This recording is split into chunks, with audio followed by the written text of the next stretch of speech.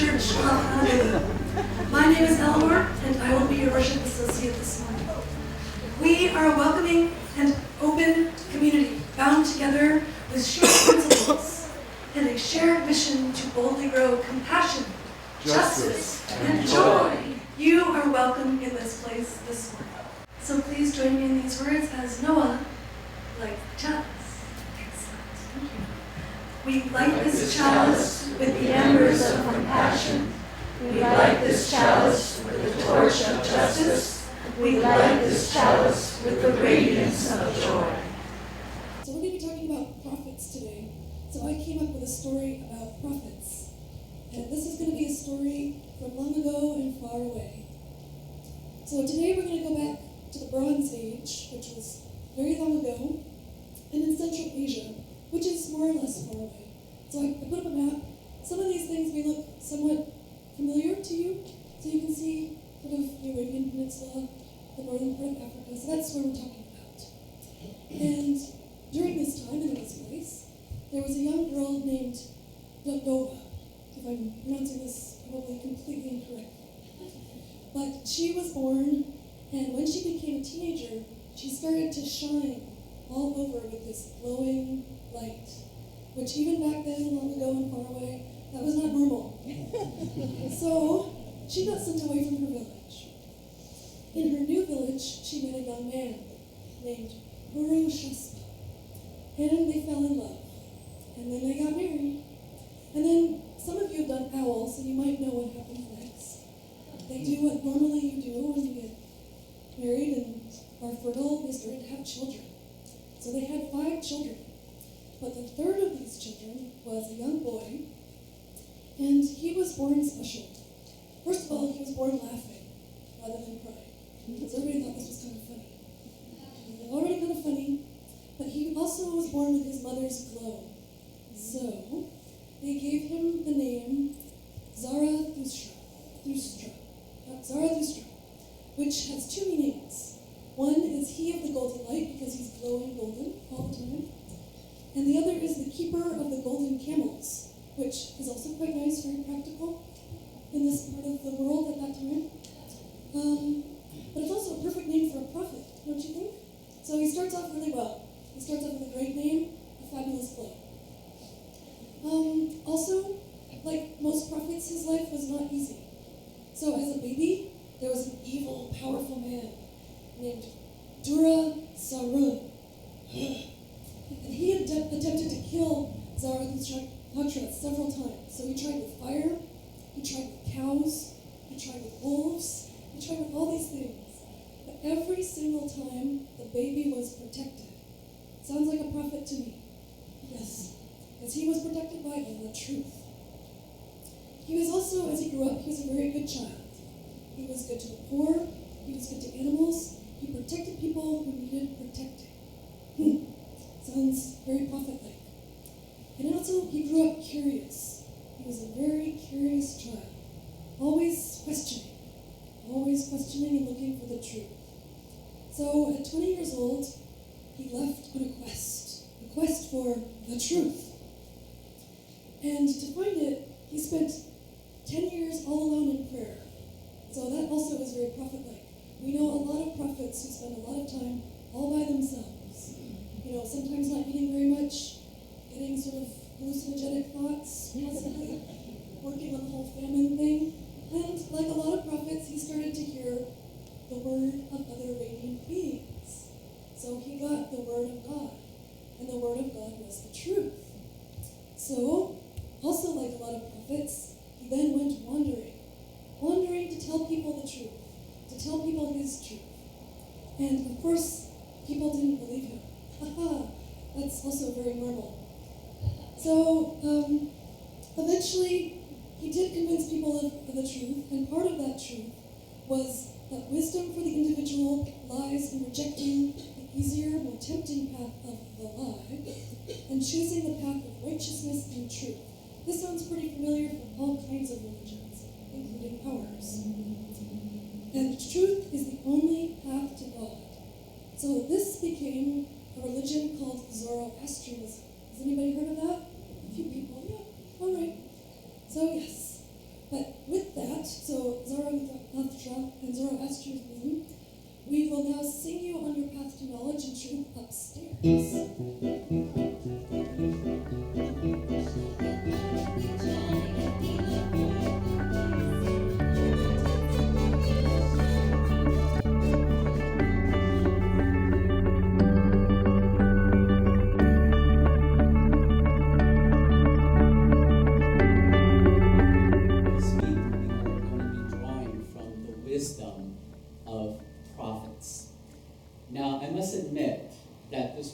Prophet can sometimes be misleading. What images, for example, come to your mind whenever I mention the word prophet? Is it perhaps people who look like these? Yeah? To your left, you'll notice the prophet Moses, who is a central figure in Judaism and in the Hebrew tradition. And in the middle, he's not often commonly depicted, but there's an image of the prophet Muhammad. And it's amazing what they have in common. They're old white guys with long white beards, yeah? And to their right is another picture of another prophet. I believe that's Isaiah looking at another prophet, Ezekiel.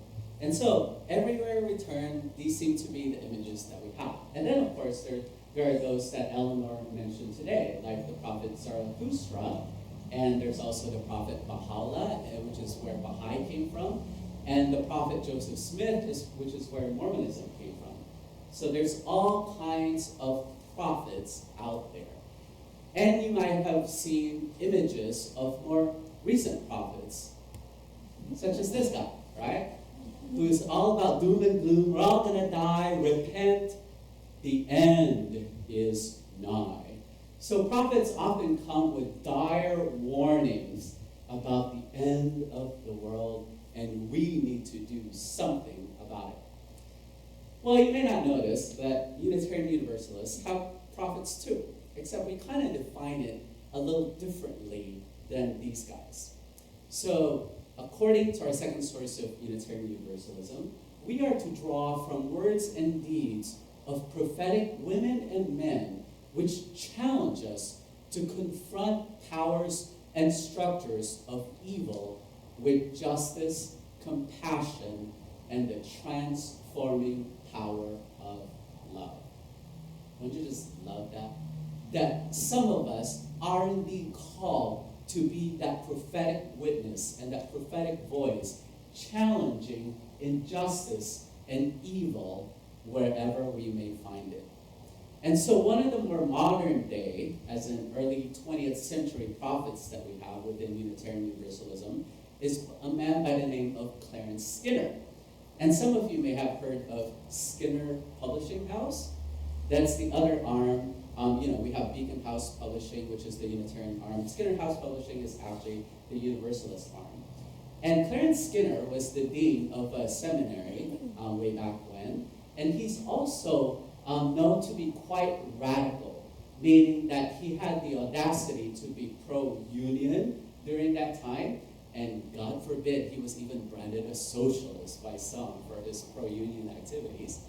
And Clarence Skinner was also a pacifist way before it was even talked about, or way before even it was popular, even within Unitarian Universalism, to be a pacifist. And so here's what he had to say about what our faith is all about and the prophetic witness that we provide. He says, the religion of the unities and universals is a radical cure. It gets down to the roots out of which prejudice grows. It digs into the soil of humanity's selfishness, superstitions, and distortions. It destroys the vicious partialisms which would lock human beings into divisive cells, denying them the common rights of humanity. This enemy must be routed on every front: economic, social, biological, and cultural. The only way to rout it is to supplant the fears and errors of partialism by a vigorous, realistic religion of universalism. We must think, feel, and act in universal terms, and thus see how petty and sinful are the partialisms of our lesser selves. We must welcome differences because life in a varied world is far richer than life in uniformity. Each has its own genius, and each may contribute to a life that is rounded, divine, and complete. It is a time for greatness. There must be a religion for greatness to meet the need of the time. Don't you just know that? There must be a religion to meet the need of our time. And the question, that the challenge for us, is Unitarian Universalism that religion? So as much as the prophet way back in the early 20th century said these words, do these truths still apply to us here today? Can I get an amen? Are we still witnessing partialism in our country, and partisanship and divisiveness in our world? Are we still experiencing violence and people fighting each other and bloodshed all over our world? If the answer is yes, then my answer is yes as well, that we need a religion to counter that. We need the religion of our time to say that fear and violence is not the answer. Do I get an amen to that? Amen. All right. Well, if that's the case, then what must we prophets do in order to make our world a better place? So this morning, I have but 3 wisdoms that I would impart, that I would claim come to us from the prophets.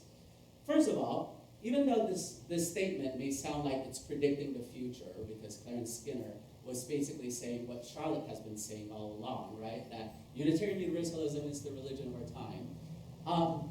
Prophets actually are not to be mistaken for fortune tellers. So prophets are not equal to Nostradamus, who looked into his crystal ball and predicted all these things. Or to your right, you'll see the Mayan calendar, right? How right they were about December 21st, 2012 being the end of the world. So prophets are not here to tell us what the future is about, but rather, I'm trying to do my best Yoda impersonation here, because we know that Yoda is a prophet as well, right? Predict not the future, but grounded in the present, shall we? Huh.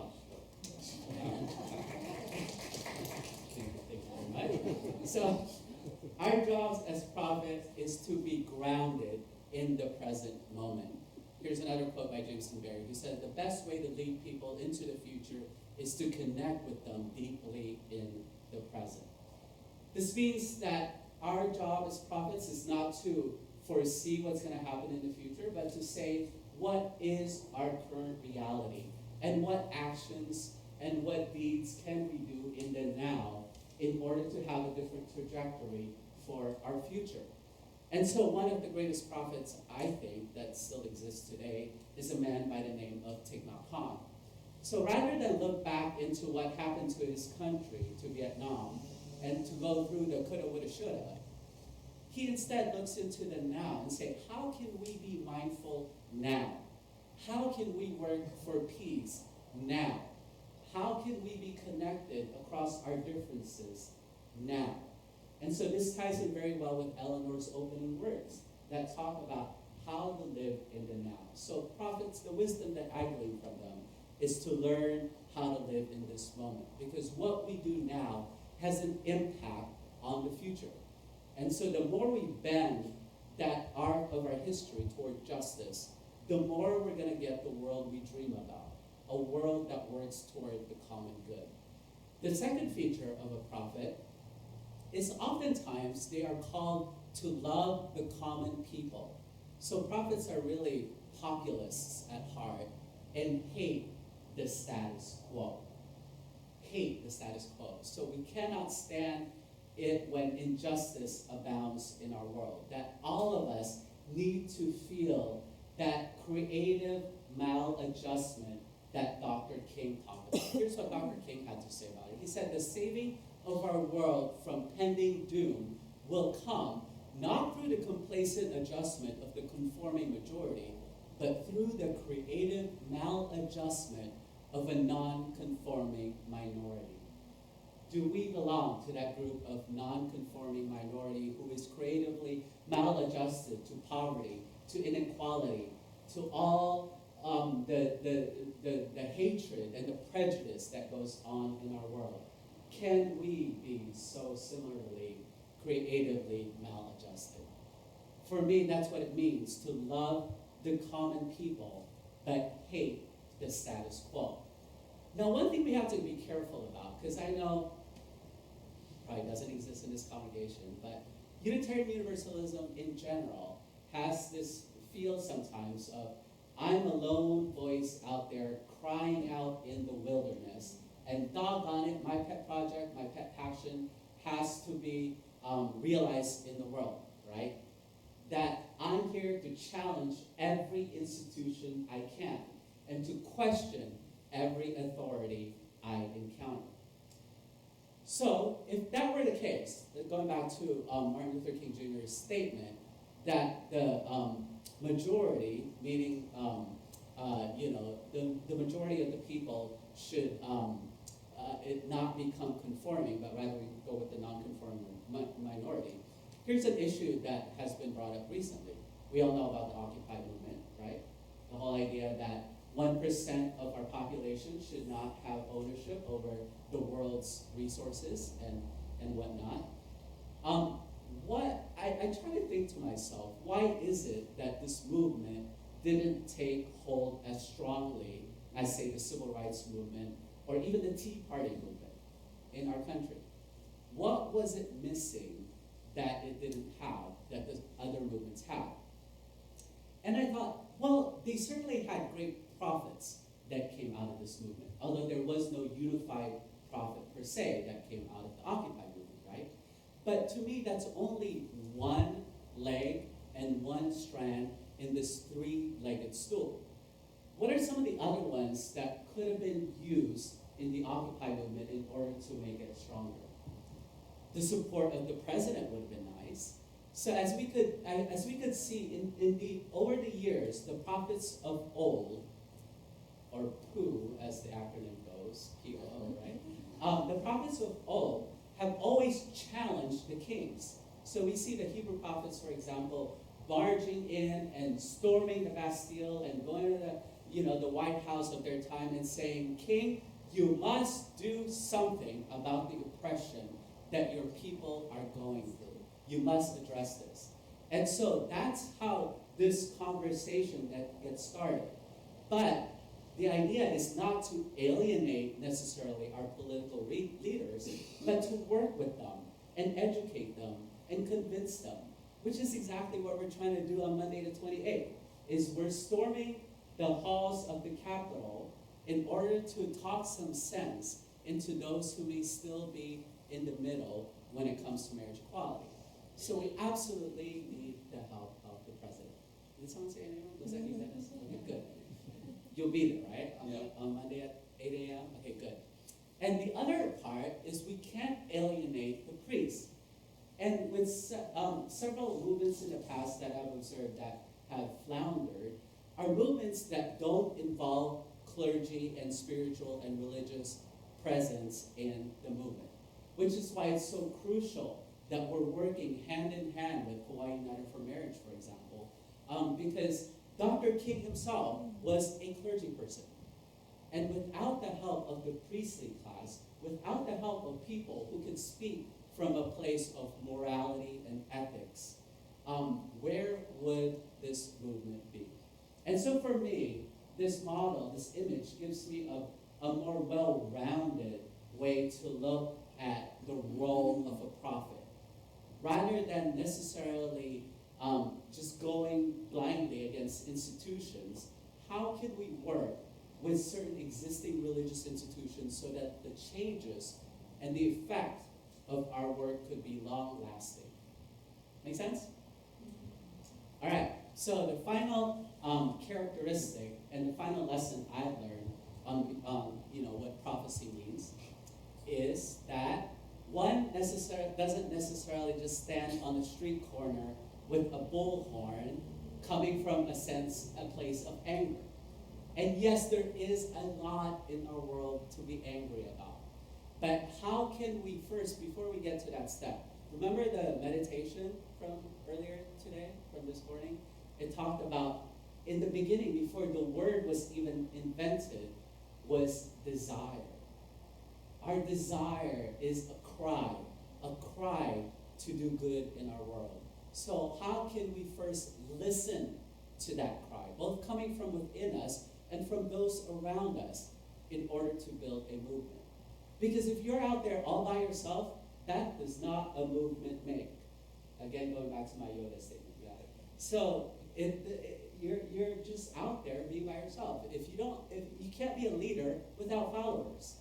And so how can you channel that energy of righteous indignation into something that would involve the broader community? So the third one is, before you speak, listen.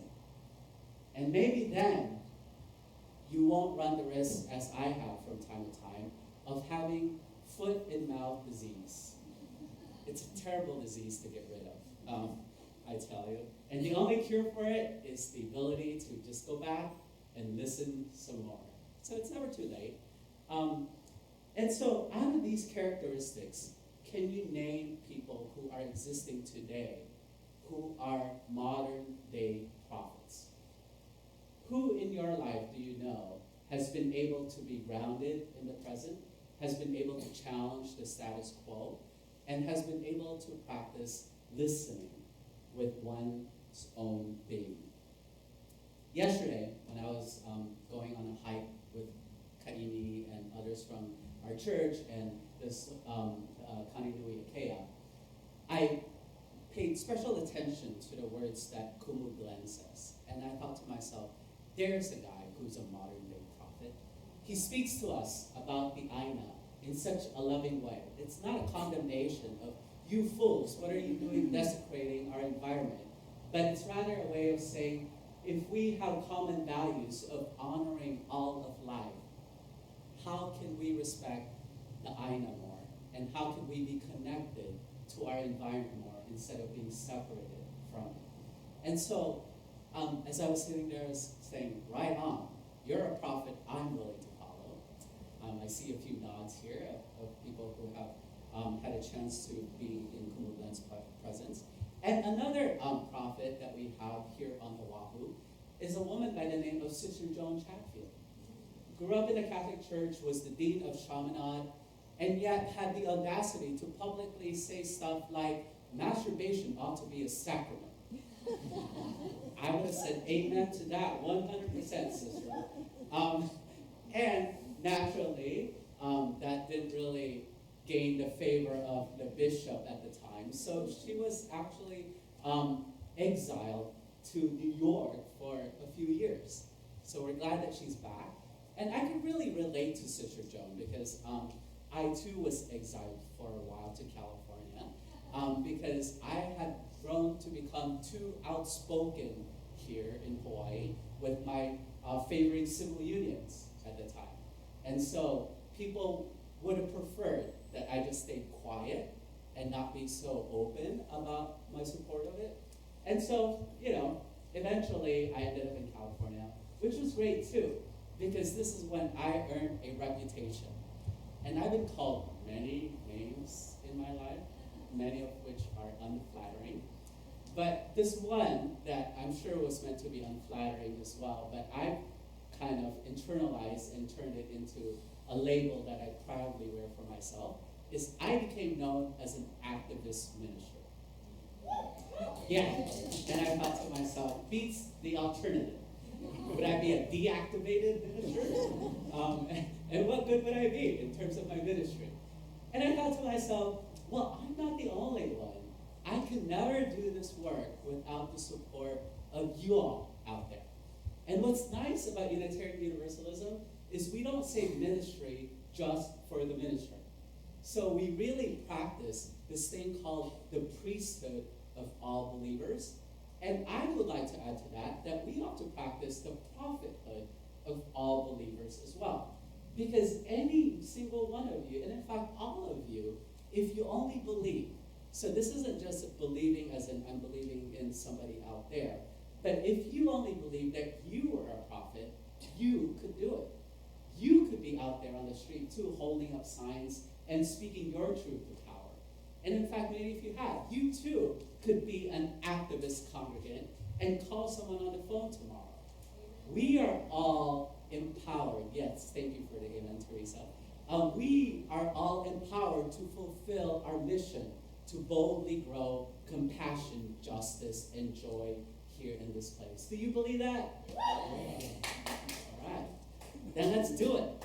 Let's go out there. Let's get our prophethood card, join the Prophets Union, and cause trouble in our world because we so desperately need it. Maybe so.